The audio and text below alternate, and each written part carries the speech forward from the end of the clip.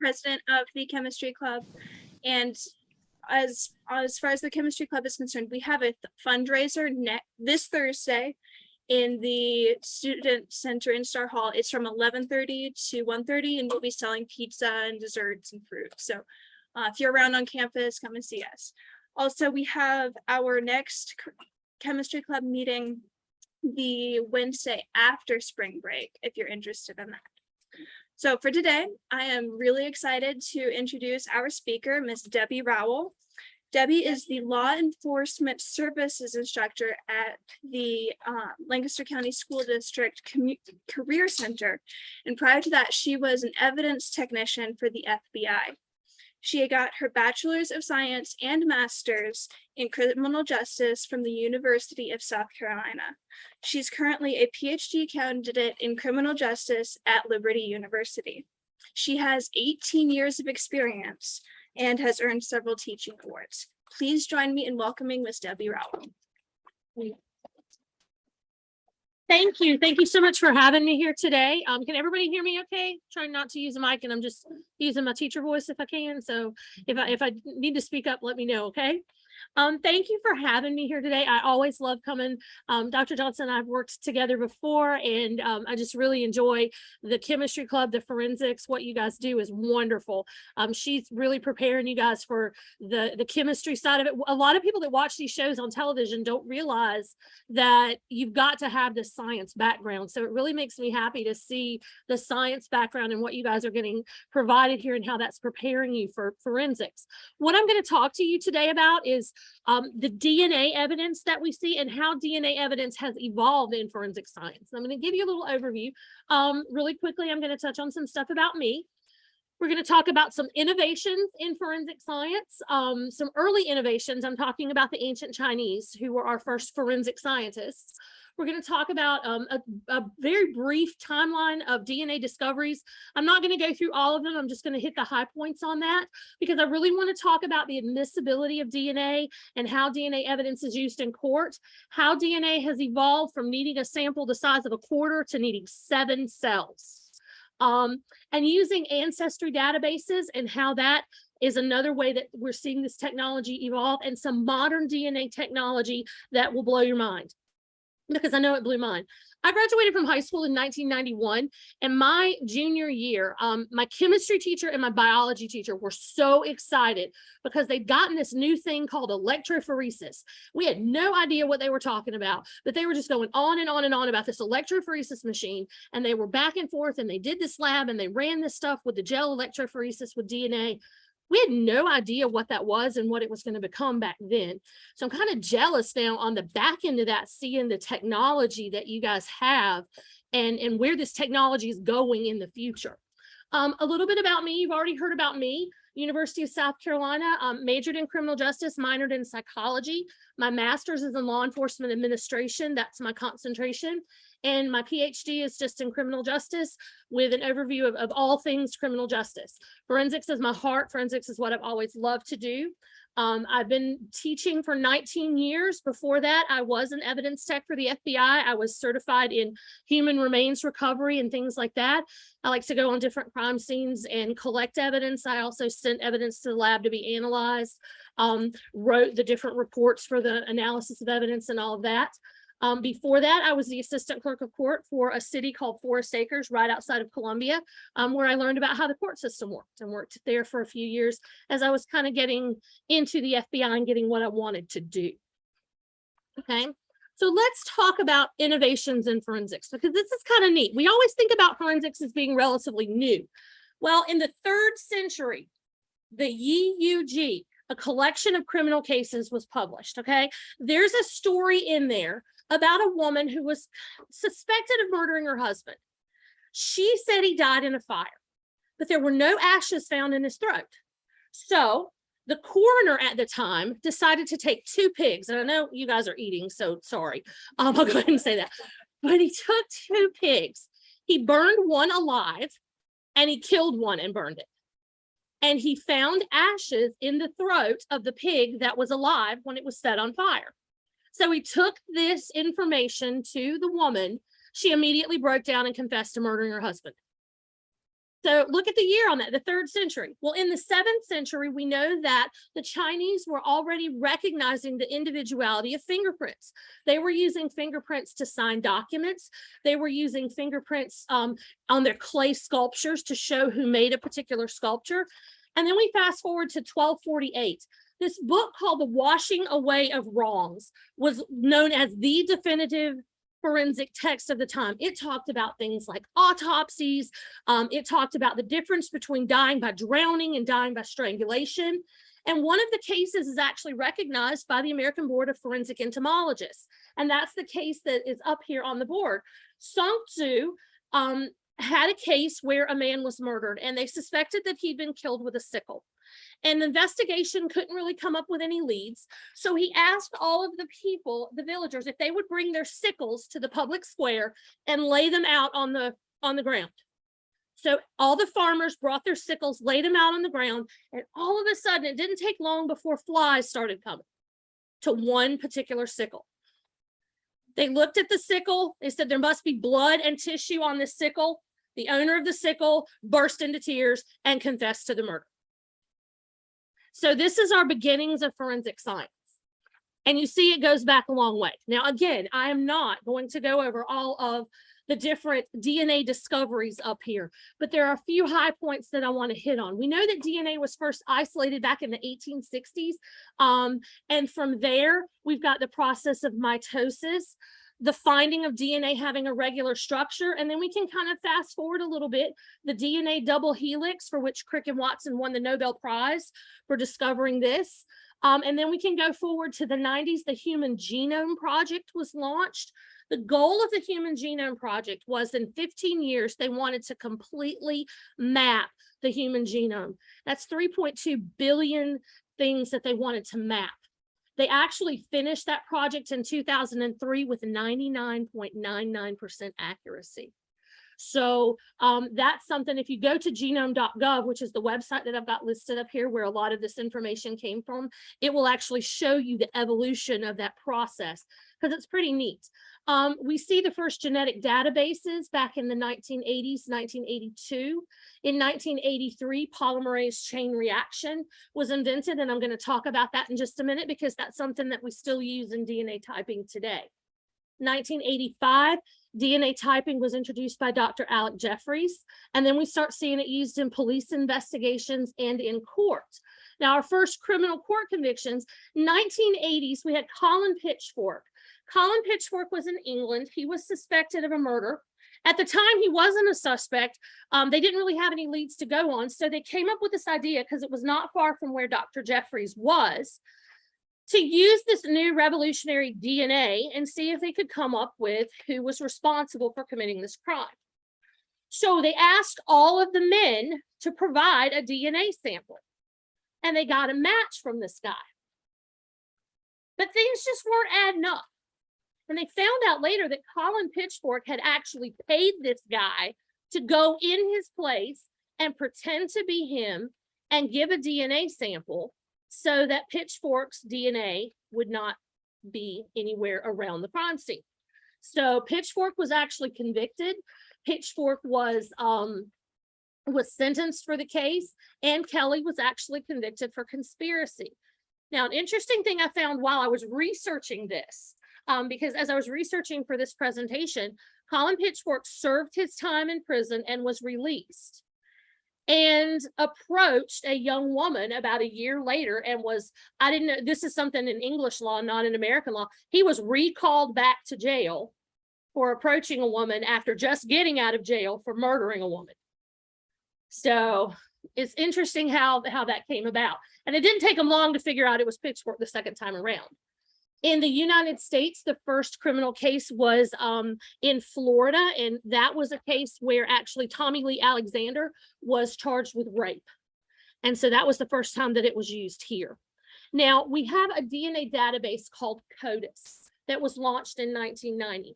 Now, one thing that I think a lot of people don't know, and I'm sure you guys do know this, DNA is only good if you have something to compare it to.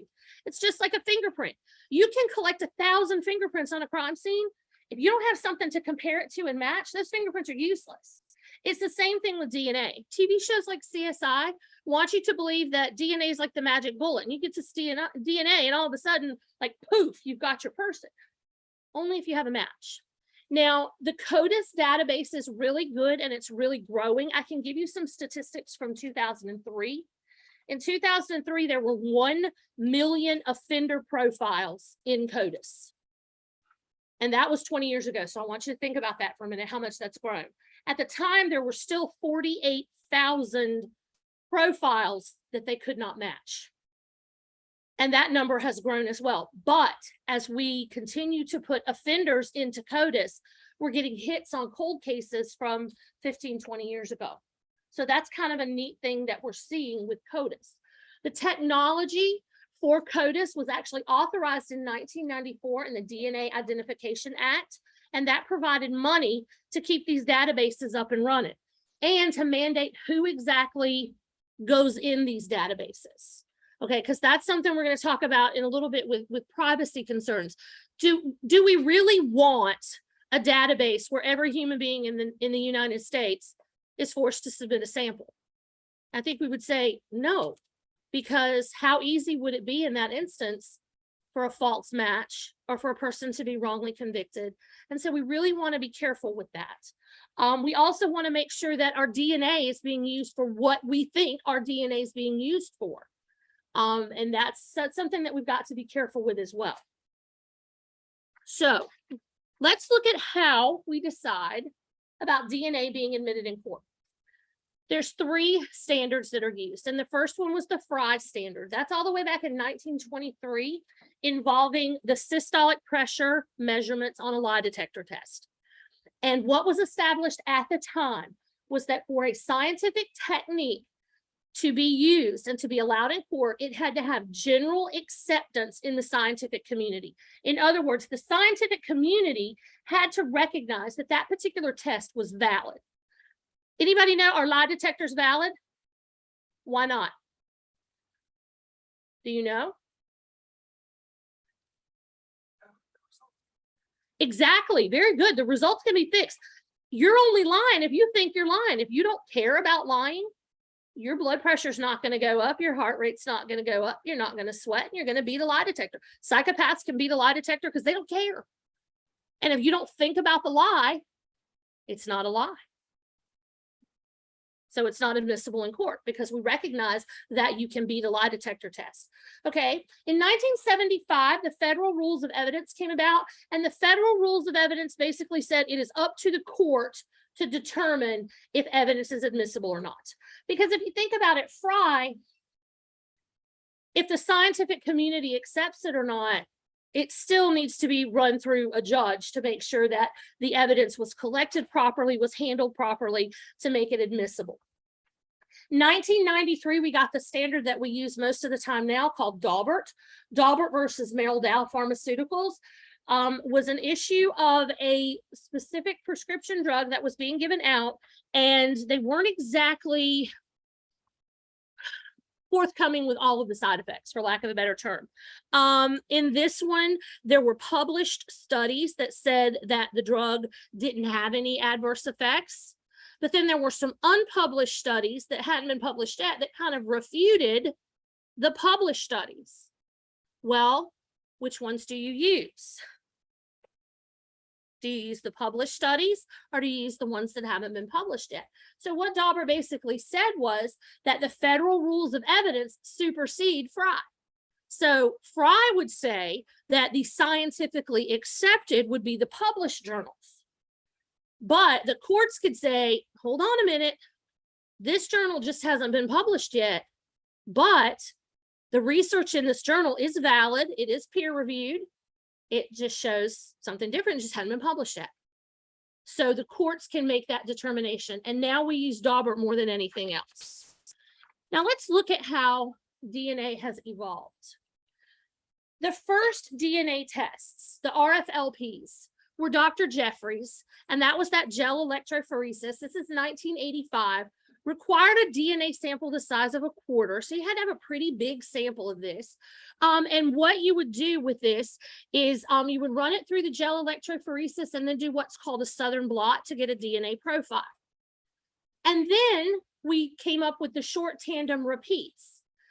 We found out that there are specific markers and specific genetic strands on our DNA that replicate up to 17 times. And those are unique to the individual. So if you can find those, you can cut your sample where those repeaters are, and then you can get your DNA profile of your person. These shorter sequences also hold up a little bit better because from a crime scene perspective, once your DNA degrades, it's useless. So this takes a shorter sample. It's a little bit less resistant to degradation, so it's a better sample. Now, the polymerase chain reaction, this is our most common. You can take a little bit of DNA, size of a dime, and you can not have to worry as much about quality and quantity. And this polymerase chain reaction makes copies of that little sample to get your profile, and then it assigns a statistic that says out of 98 billion people, this DNA belongs to this person. There's a 1 in 98 billion person chance that it belongs to somebody else. There are not 98 billion people on Earth. So unless a space alien has the same DNA as the killer, takes a spaceship, comes to Earth and kills the person, you've got your person here, okay? So that's what we look at. Now, mitochondrial DNA, I can actually tell you a case that I worked involving mitochondrial DNA because it was fascinating. Mitochondrial DNA is the DNA you get from your mother. Now, family members that have the same mother have the same mitochondrial DNA. Doesn't take a big sample in this situation. This is really good if you have, if you can say, well, it's not this person, but I can say it's a child of this person. And I'll give you an example. We had a car at first. We found the car first, large quantities of blood inside the car, large quantities of blood. So took the blood, ran a DNA profile, had a judge that said, I don't know, we may not have a body. They could have survived this. So we're not going to go any further on it right now. We're just going to sit on the DNA profile and let it go. Sometime later, a hiker walking out in the woods found a foot, just a foot, sticking up out of the ground. So took the foot, the DNA from the foot matched the DNA from the blood.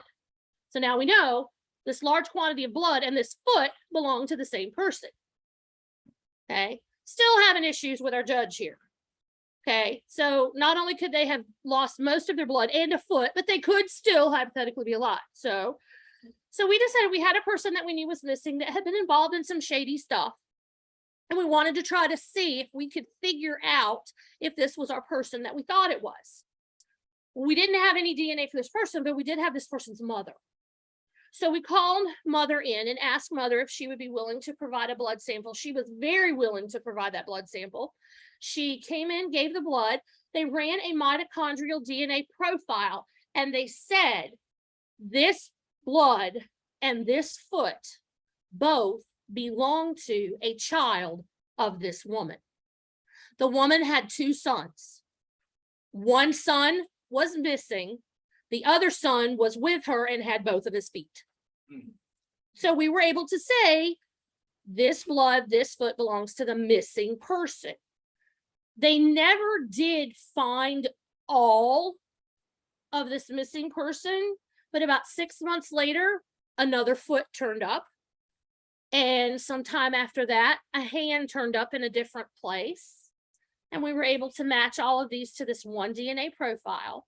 And then the ending of the case, we had some inmates that said that they had taken this person and they had cut his hands and feet off for identification and put them in different places. And then they had burned the body on a piece of tin and thrown that tin in a landfill. And we went to the landfill and searched the landfill and found 13 bones. And we were able to match those bones with our foot and our blood.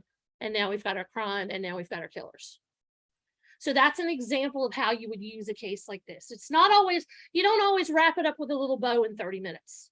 It would be so nice if it was like that in reality, but it's really not. But mitochondrial DNA is very, very valuable. When you don't have a nuclear DNA sample, you can say, well, we know we've got a child of this person. Well, now we go forward into something called touch DNA, which I think is the coolest thing ever because it's like 7 different cells are all that's needed. And then you replicate the sample and it gives a very, very specific profile. The first time I ever saw this used was actually a case that we do in my classroom. There's a show on Investigation Discovery called Killing Fields. Killing Fields takes cold cases, and Discovery Channel actually gives the detectives modern technology to allow them to try to solve these cases. And they actually went in on this case and they wanted to try to match DNA, but they couldn't. And they couldn't get a warrant because the guy wasn't going to give them because he did it basically, and he didn't want anybody knowing he did it. So he wasn't going to give him anything. So how do you get this stuff? Okay. You got to go to a public place and hope they throw something away, discard something, and then pick it up. Well, the first time they had to actually do the touch DNA twice. The first time they just followed him in his truck till he parked at the grocery store. And then when he ran in the grocery store, one of the detectives ran out and swabbed real quick and ran and jumped back in the car and ran off. Well, the DNA profile was muddied and mixed. So they found him again at the store and they cleaned it. And then they followed him till he went to the next stop and he went inside the next store and they swabbed it so they knew it was only him. So they were able to get a touch DNA sample. So that's where DNA is evolving with just how much of a sample we need to be able to get a profile. But still, it doesn't matter how good of a profile we get if we don't have anybody to compare it to. And that's a big problem. But technology is evolving there too. And one of the big things that we're seeing with that is these ancestry DNA databases. Has anybody ever done that before? You ever sent your sample in? I'm going to show you what a profile looks like. It's really cool how it does it. And I'm going to show you how this can be used in criminal justice. This is really good to narrow down a search, but here's the problem. There's no chain of custody. I could spit in a vial and say I am anybody and send that DNA in, and they have a DNA profile of whoever it says. They don't ask for any identification other than your name and your sample. So you don't know if this is truly who it says is putting this up there.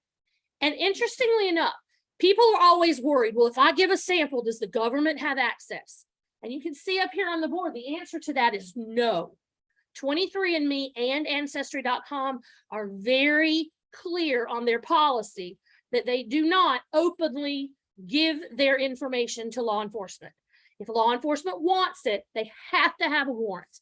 And before they will give it to law enforcement, unless the warrant is very specific, they will notify the person and go, hey, I just got a warrant to release your information. Just wanted to let you know. So I put some transparency report data up here. Since 23andMe was created in 2015, they've only had 11 requests for information that involve 15 DNA profiles, and none of those profiles provided any information to law enforcement. Now, Ancestry gets significantly more hits. This is from July to December of last year. They received 5 requests from the United States, 4 state, 1 federal. They were not DNA related investigations. They were credit card fraud, misuse of credit card, identity theft. And out of these 5, they only provided data on 2. So don't worry about your information just being out there for something like this, because it's not. But this is a neat thing because this is my DNA profile. This was where you send them a little tube and they send you this back. And as the DNA evolves, because I did this several years ago, and this has evolved and gotten more specific as the technology has improved. But this shows my genetic ancestry, and you can see it's color coded. I'm 97% European, mostly British. I used to be 55% British. Now I'm 73% British, which I kind of guessed that, knowing what I do know about my ancestry. But it shows a map of where my ancestors are from. And it also shows how many generations back those ancestors lived. So it's kind of a mix of where everything is. And I thought that was really neat, because one of the big things, I'm adopted. So I know nothing about my birth father at all, and very limited information about my birth mother. And she has passed away. And so I know nothing else except for things like this. So this is kind of neat to kind of try to figure out just, where I came from. This is the neat thing about what this database does. Using just my DNA, this database tells me that I should have blue eyes, that I should have fair skin, that I do not have red hair, my hair should be dark brown.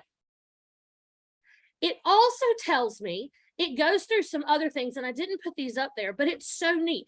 It tells me that I should be musically inclined, which I sing.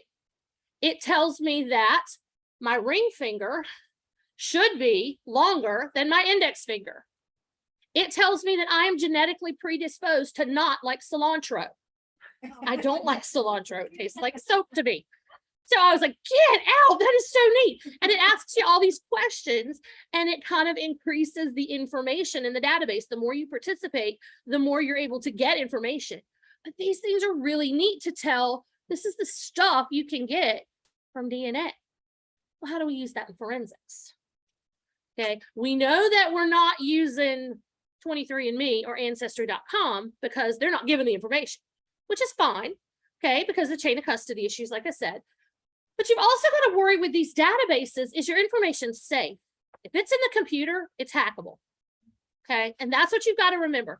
Anytime we have a database, someone can access that database. So there are security concerns.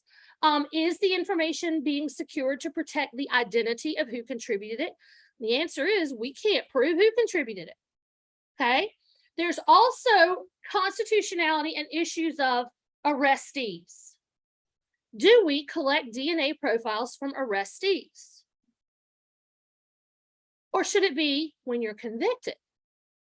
Because aren't you innocent until proven guilty? Plus, there is a big socioeconomic disparity in the data that's being collected for these databases. Okay, so that puts people in a socioeconomic class at a very distinct disadvantage of having their information taken from them. Okay, so there's an issue there. Even if they're not convicted, that information stays in that database. So there's a concern. Another concern is with indigenous populations, tribal populations. There was a Native American tribe in Arizona that was asked to provide blood samples for a specific process. There was no informed consent, and they found out later that their blood samples had actually been used to do genetic research that they did not consent to at the University of Arizona. The tribe sued the University of Arizona and was able to get their blood samples back. But you're talking about religious, you've got religious issues here, you've got cultural issues here. Native American tribes, indigenous people have tribal autonomy. So you have to respect that. You can't just go in and take this stuff. Okay, so there's an issue there as well. You've got to respect this. When you find remains that belong to an indigenous tribe, you have to be very careful with what you do with those remains and how you analyze those remains and what happens to them after the fact as well.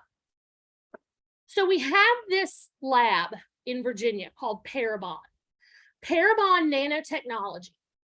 They do nanotech, they do forensics, they do DNA analytics, and they do genetic genealogy. And police officers are able to use them for unsolved crimes. They are expensive. So there is actually a place where people can donate money to try to help get these unsolved cases solved using Parabon technology. I'm going to show you what Parabon is able to do with DNA and how it's able to solve cases. They do this thing called DNA phenotyping. Okay, DNA phenotyping, they take your DNA and they figure those things like they told me. I have, dark brown hair, blue eyes, my skin's a specific tone, and they create a facial composite of a person using their DNA. That's the picture that was created by the DNA phenotyping, and there's the mugshot of the person that DNA actually belonged to. That's your DNA. Now look at this one. They can also use it. Let's say you have a missing person and you don't know, you can't identify the missing person. This was a missing person. All they had was a sketch from the DNA because she was so heavily decomposed. They were able to come up with this composite phenotype okay, with her ancestry, what they thought the probability or skin color, eye color, hair color, whether or not she had freckles. There's your victim.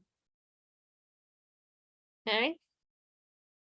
And here's another one where they took the guy and everything but the little swooshy hair is correct. And this is the same thing with DNA. They predict and exclude. This is different than regular facial reconstruction because regular facial reconstruction, we don't know hair color, eye color, pigmentation of skin, and that can make a big difference in how somebody looks. So this is the future of our technology. This is a job market if you want to work in a lab. And here's the thing, okay? We know that you can go into DNA labs for SLED, DNA labs for the FBI. This is a private lab. Where do you think you make more money? Parabon, and they are everywhere. I highly recommend going to Parabon.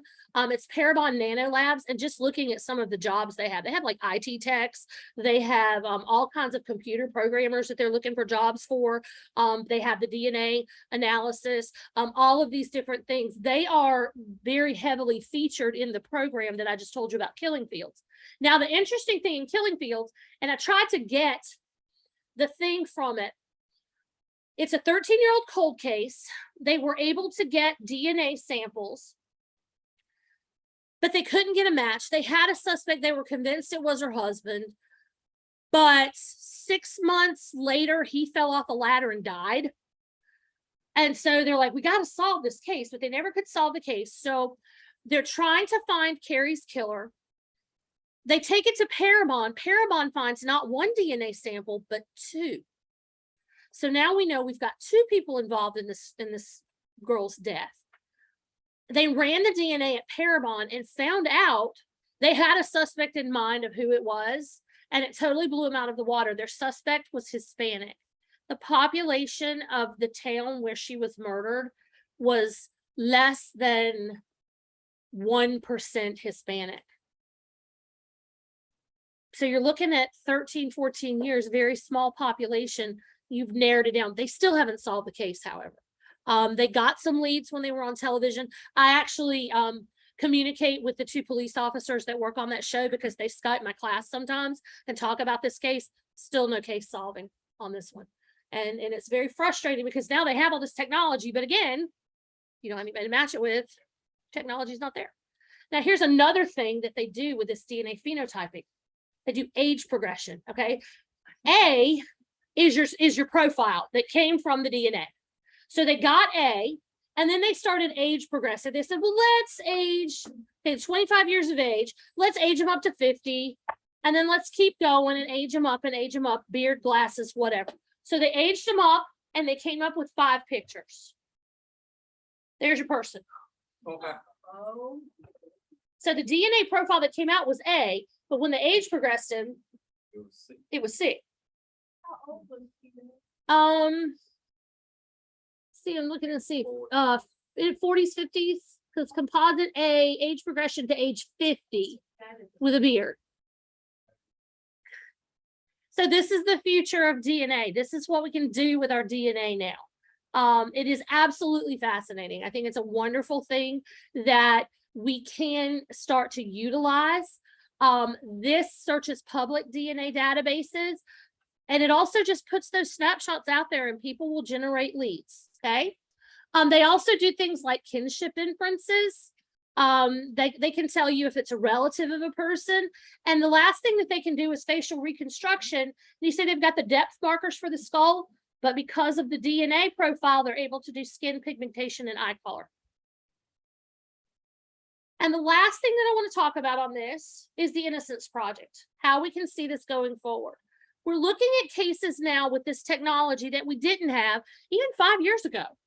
And we're trying to find people that have been wrongfully convicted. We're trying to keep innocent people from being executed.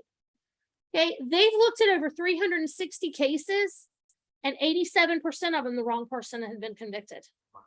And most of that was based on eyewitness testimony, but they're using DNA evidence now to go back and refute that eyewitness testimony and make sure that the right people are behind bars and the innocent people are let free. That's another job that even when you're in college, you guys can work with the Innocence Project. Every state has a branch of it. And if you're into law and the legal system and the technology and stuff, you need to look that up because it's a really good program. We are almost out of time now. I know you guys have to get to class, but I wanted to see if anybody has any questions about anything. I'm a DNA collector more than an analyzer, but I can try to answer questions, and I'm also going to put my contact information. That's my hashtag for social media at school if you want to see what we do at school, and my email. Does anybody have any questions about anything? Yes, sir.